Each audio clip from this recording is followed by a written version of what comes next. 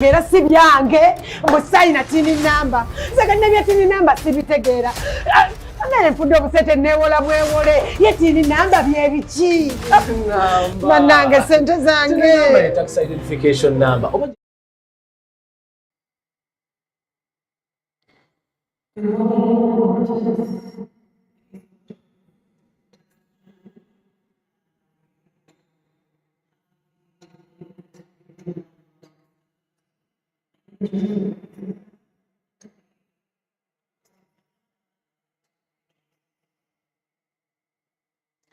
Good morning.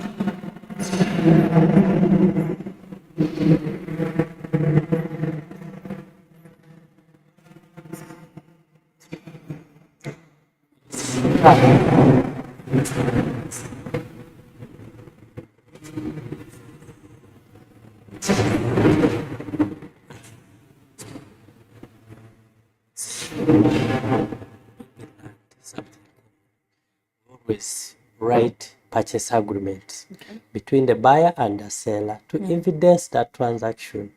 So it is that document in every other transaction. Maybe you've bought something in a supermarket, they give you a receipt. It is an evidence to that transaction. So those are the instruments. Documents we execute as evidence to various transactions. Maybe appointment letters, that those are also instruments. They also evidence assignment of duties and the responsibilities of the employee and also of the employer. Yes. Okay, I know that some of the stamp duty I'm aware that I pay in my everyday life is to do with third-party motor insurance. Do you have other examples of those instruments that people usually interact with, sometimes even unknowingly? Yes. Motor third-party insurance is one of those where people pay unknowingly. It is part of the third party. We normally pay 70,000, but part of it, which is 35,000, is stamp duty.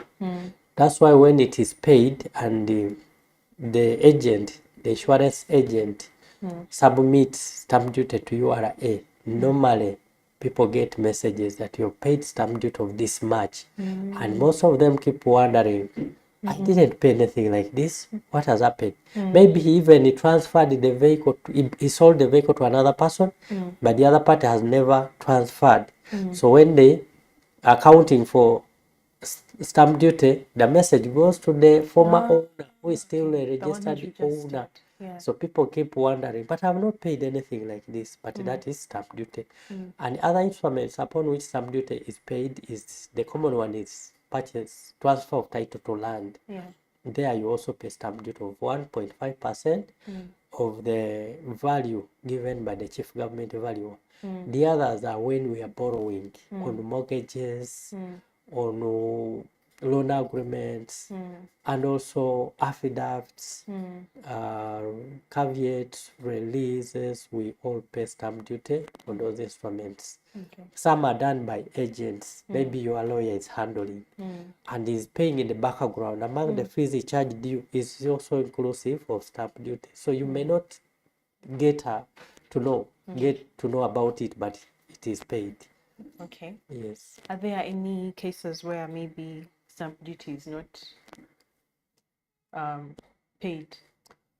There are instruments or documents upon which stamp duty is nil. Yes, it's nil, like on valuation reports. If you are getting a loan and they value your property, it is nil. And also on agreement related to deposit of title. Some of those instruments attract nil, and it can be seen here. Valuation report, and this is appointment and execution. No, agreement related to deposit of title, nil, appraisement.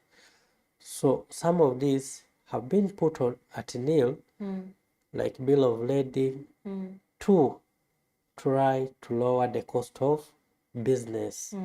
Yes, increase in share capital upon a company, or on where the increase was a condition precedent to the disbursement of loan funds. Nil. On a company becoming public through the operation of stock exchange, stamp duty is nil. So some of these are meant to encourage such initiatives, such transactions on nominal share capital increase of it, of a special purpose vehicle. Nil. Check is also an instrument, but it attracts nil stamp duty. Okay. So there are a number. The debenture was put on nil, yeah, because it was saying that there should be, the cost of borrowing should be reduced. Equitable mortgage, further charge, and then instrument of loan not exceeding 1 shilling, 3 million. Okay. Yes. All right. So where can this information be found? Where can someone find more information about these? Okay. This information on instruments liable to stamp duty is got in the Stamps Act under Schedule 2. This is just an extract of Schedule 2 to the Stamps Act. It lists all instruments which are subject to stamp duty, where stamp duty is payable. You can see affidavit, adoption deed, articles of association of a company. Those who register companies always pay stamp duty at URSB.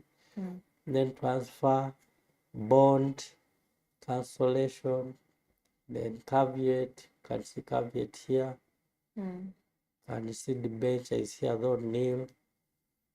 And then transfer is this side, which is of land. So this information can be gotten from Schedule 2 to the Stamps Act. Okay. I heard you mentioning URSB. Yes. Can you maybe make a comment about some of those other agencies that we work with? Maybe how do we work together? Things like that. URSB is in charge of registering companies. And in doing so, it also registers marriages and as well as divorce. Yes. And these are also instruments. So where a company is being incorporated, you file with them articles and memorandums of association, which are part of the instruments under Schedule 2. So for them, they charge it. It's a government entity which is allowed to charge from their end there. They also charge on increase of share capital. But they charge on those three, articles and memorandum, maybe could be 5 articles and memorandum, then capital duty, then filing of divorce, and then marriage, divorce. So they charge on those.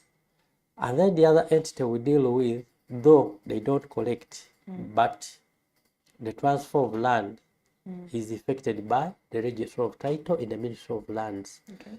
So for them, they also, in our process, they're also part of us. Yes, because our value, the value we base on to charge stamp duty on transfer of land is determined by the chief government valuer who sits in the Ministry of Lands. Yes. Okay.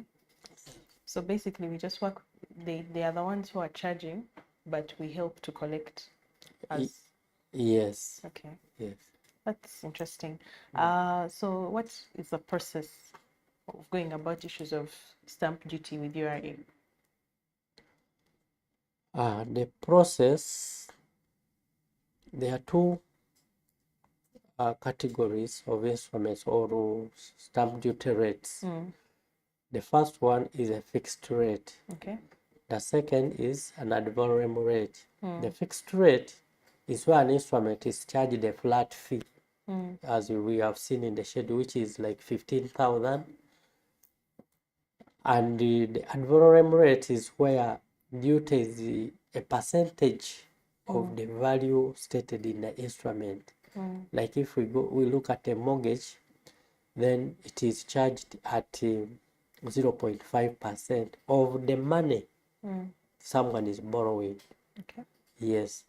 So the process of paying stamp duty, someone visits our web portal at ura.go.ug and makes a declaration of the stamp duty instrument. I explain the process here. You go to www.ura.go.ug and then you make a declaration. When you go on that portal, you're supposed to look for domestic taxes. Domestic taxes, then you look for stamp duty. Okay. Then it brings you to a window which shows you click here to declare a stamp duty instrument. So it brings a form which you fill in. This is for a fixed rate instrument. Yeah. When you fill in that form, which requires it to fill in the details of you, the owner of the instrument, plus the party with whom you executed that instrument. If it is a caveat, maybe you are placing a caveat on a land registered by some other person. You fill in your names and then the names of the other party. Then you submit. You will submit. After submitting, you choose the nature, the type of instrument. There are so many instruments, as we have seen them on the schedule. Yeah. So you pick the one you are declaring. Then you submit. When you submit, the system allows you to print a declaration form which you filled in, plus a payment registration number, PRN. After that, after printing the declaration form plus the PRN, you are able to go and pay to the bank of your choice, because the PRN, the assessment has already been made. Since the item or the instrument is a fixed rate, there are no many questions about it. The rates are input in the system. Yeah. So it generates a PRN for you. You go and pay in the bank. After paying, you go to URA office to get a barcode. A barcode helps you in printing the stamp certificate, because the web portal requires you to input the barcode plus an acknowledgement number. When you input them, you're able to print the stamp certificate from the web portal. But in most cases, some people also request the URL officers to print for them, which they also do. And after that, you attach your stamp certificate on your instrument and proceed to where you want to take it. If it's a caveat, either in Ministry of Works for a vehicle or lands for land title caveating. Yes, that is for a fixed rate instrument. For an ad valorem rate, when you declare, it does not give you the PRN. Remember, that is now a charge which is based on the amount stated in the instrument. After declaring, you are able to print a declaration form, and then you come to URA, where we issue an assessment plus a PRN. Yes, so we issue them to you after picking the amount in the instrument from your own instrument. You come with the declaration plus an original instrument. We assess and issue with an assessment plus a PRN. You go to the bank, you pay. After paying, you come back to URA, you get a barcode, and after that, you're able to print a stamp certificate. A stamp certificate just evidences you having paid stamp duty for that instrument. Yes.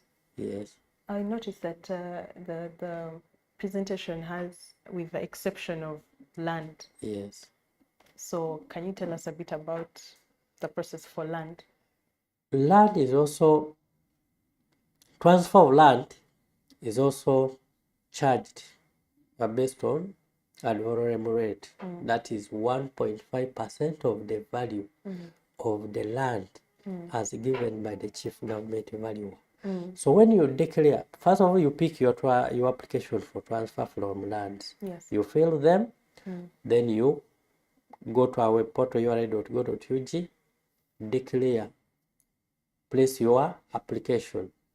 After placing your application for stamp duty declaration, you are able to print a declaration form. When you print out a declaration form, you are supposed to go to lands for the chief government valuer to place a value on the land you're transferring or the property you're transferring.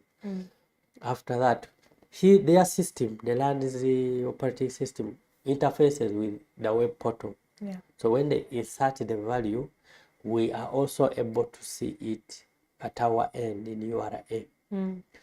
So after getting the value, he also writes the same on the consent and the application for transfer form. You come back to URA for an assessment, because we have now got a value based on which basis we are supposed to charge stamp duty. So you come with the declaration form plus the land, the application for transfer of land and consent form. After that, we issue with an assessment plus a PRN. You go to the bank and pay, and after paying, you are able to get a barcode and generate an e-stamp certificate. You attach an e-stamp certificate on your transfer forms and proceed to lands to effect the transfer. And that's why it ends. For it just involves you going back to land's office to get the value. Okay. Yes. I noticed that most of the instruments we're talking about, or most of the things we're talking about, are like transactions that are between more than one person. Yes. Okay, between two people or involving more than one person.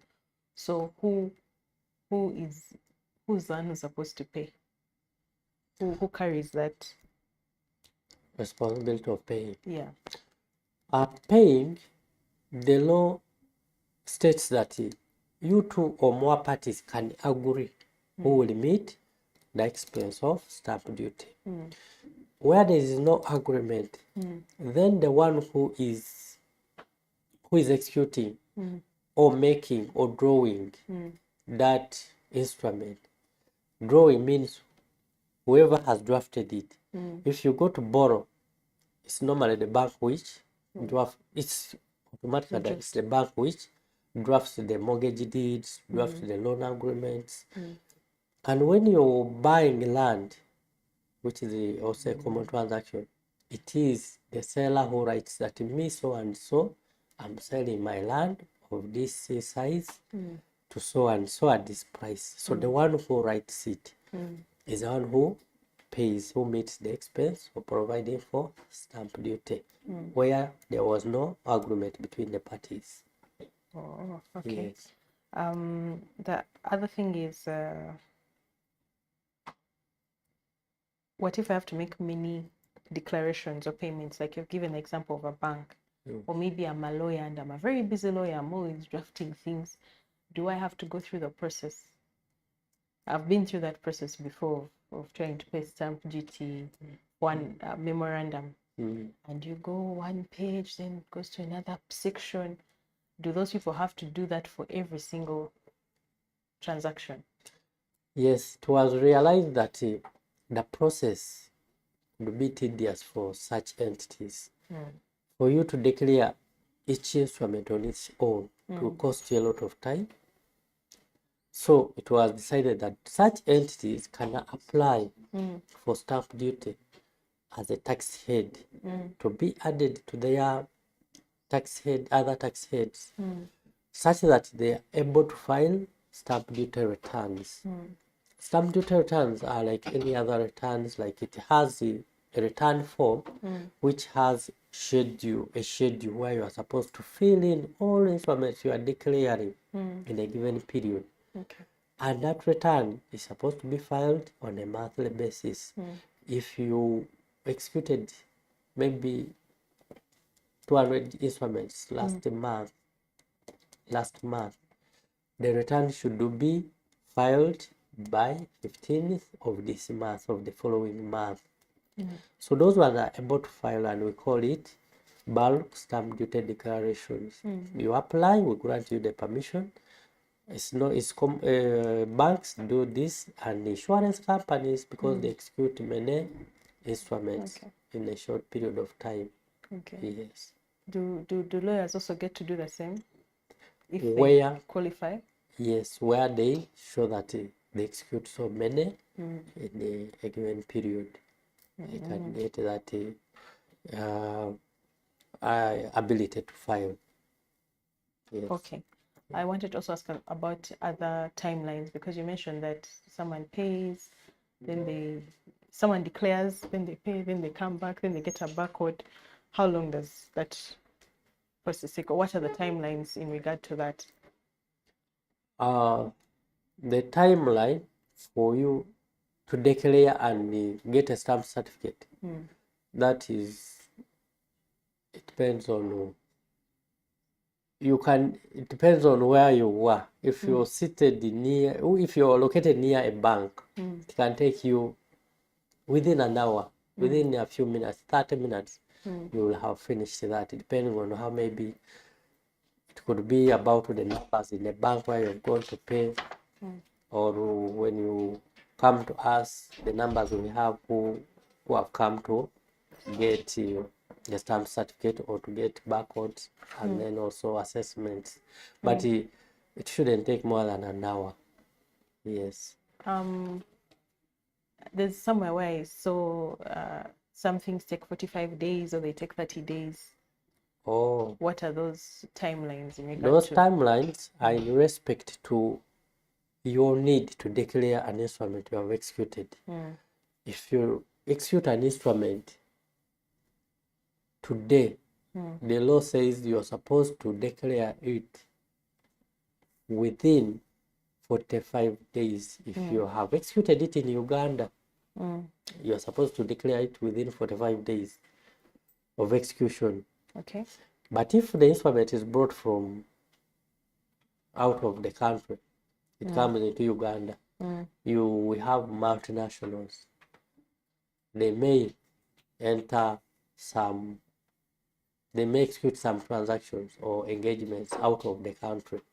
So if they bring such an instrument here, for it is supposed to be declared for stamp duty payment within 30 days of arriving in the country. Okay. Yes. What are should I call them the benefits of compliance, or what are the consequences of not complying with these stamp duty payments? Yes, where the law requires a payment of tax or fees or levies, you do expect some people may not comply with that law. But in averting that, there are always some penalties or consequences. One is that government, through its agencies, is supposed to enforce compliance. Like when we execute the instruments, as I said, therefore, evidencing transactions. Yeah. Some transactions tend to go bad, and you need to seek court readdress, court to arbitrate between you to see how to resolve a party issues concerning a party who failed to do his part. So these instruments end up being presented to court as evidence. I bought land, yet it was sold to multiple people. Maybe I bought land, it didn't belong to the person who claimed to be the owner. So I end up in court. So court is not supposed to accept any of such instruments if duty was not paid. It's not supposed to accept them as evidence. Commercial courts of law are not supposed to accept as evidence. So that is one enforcement. The other is for land, as I've explained, you have to go to the chief government value to attach a value for us to assess you. And the no transfer of land is supposed to take place without payment of stamp duty. No transfer is supposed to be done by the registrar without payment of stamp duty. Then the other is that public officers are required by law to impound any instruments which come to their attention in the execution of their duties, normal duties. Public officers are people who work in public offices, government offices. Yes. So in doing your duties, it could be you are an officer who is undertaking an audit for pay as you earn. Yes. And if you are undertaking a pay as you earn audit, you will come across appointment letters because they are the ones which show you how much each one is paid. And those appointment letters are supposed to have paid stamp duty. Or you are auditing a rental case, and you have to look at tenants agreements. Those agreements equally are supposed to pay stamp duty of 15,000. So you are supposed to impound and make sure that you send that taxpayer to declare such instruments for stamp duty and pays. So those are the measures. There is also penalty for executing an instrument without paying stamp duty. A penalty of 100 currency points, and that equates to 2 million per instrument. Remember, an instrument could have been liable to stamp duty of 15,000, But you didn't pay, and you end up being penalized 2 million. Yes. the interesting one that I've discovered is appointment letters. Yes. I didn't know that appointment letters are also instruments for stamp duty purposes, meaning that many of us probably pay a lot of stamp duty that we are not even aware of. Okay, this on appointment letters and some instruments, they have been already in the law, but enforcement wasn't taking place. Okay. So we are moving out to remind employers and landlords that these instruments which you execute are liable to stamp duty. Please, can you self-declare what you executed and hadn't paid stamp duty? Maybe for you as an employee of a government entity, you will not pay this, because where an instrument is exempt or an entity executing that instrument is exempt, even a copy of it is exempt. Okay. So you as an employee of URA or any other public entity, your entity is exempt from paying because the government can't pay itself. Yes. So it's exempt, and you only get a copy of the original held by your employer. So by the fact that your employer is exempt, you are also exempt. Okay. But all other employers and employees who don't fall under this category are supposed to declare and pay stamp duty. Yes. Okay. As we conclude, do you have any parting shots for our viewers? Yes, as we chose to bring this show to your attention, viewers. This is a levy from which government gets revenue to be able to provide service to us. And the average target for this revenue is about between 10 to 12 billion per month. So it's a considerable collection. But if we are all intentional in ensuring that we raise enough government revenue, it will even be more. And I call upon all viewers that whenever you distribute an instrument, please make sure you declare it for stamp duty to avoid facing inconveniences in terms of time and costs in terms of penalties where you found to not have declared and paid stamp duty. So let us comply with the requirements of this law. It is the law which was enacted for us to follow in order to aid efficient operation of government business. That is what I can say. Thank you so much, Yes. David, for joining us and for explaining to us stamp duty. I think my key takeaways are that somehow we are paying it, like I've said, and you don't know. And sometimes actually people get a message and saying stamp duty. And you know how sometimes people say, oh, this message is from URA, I don't know. So maybe that will give some people clarity that this could be a transaction that you carried out with someone else or with many other people, and one of them paid the stamp duty, even though you may not have been aware, or maybe they transacted in some way and you may not have been aware, but that's proof to you that the payment has reached the authority. The other thing maybe that I've also picked is that there's a benefit in this for us. It's not only about government, but also yourself as a person.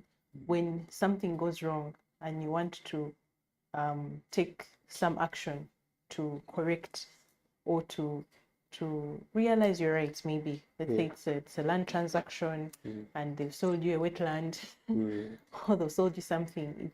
These are some of the things that have been put in place to safeguard you. So let's embrace it. Let's look out for it in the different transactions that we are part of, so that you know that you're actually also getting legitimate services from some of the people that you are working with. These are some of the measures that protect us, and though they are protecting us, they're also helping us to collect the revenue that we need in our grand scheme of developing Uganda together. So thank you so much, viewers, for taking the time. Thank you so much, David, for sharing with us, and we encourage all of you to keep looking out for these different programs that we have on your ATV, which is available on the different platforms. That's LinkedIn, X, which is formerly Twitter, Facebook, YouTube.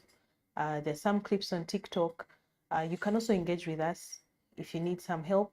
We have toll-free lines. You don't need any airtime for this. Some of them are running through the screen.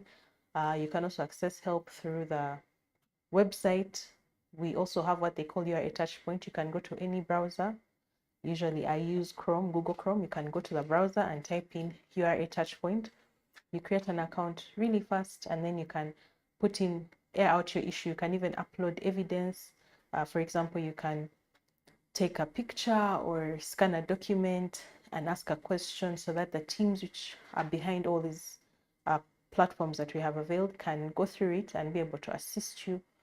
With your attachment, you get a ticket and you're able to follow up. And also this side, the system is pressuring us because there's certain timelines within which we are supposed to have assisted a taxpayer. So let's embrace all these different platforms. You have a WhatsApp number as well. Many of us are using WhatsApp to talk about many other things. So instead of struggling to get some help, you can just reach out to this number and there's someone ready to respond. As URA, we pledge to support and handhold as many of you on whatever matters. You can just reach out and someone will really respond to you. So thank you so much for spending the time. and hope that this has been enlightening. Have a good day.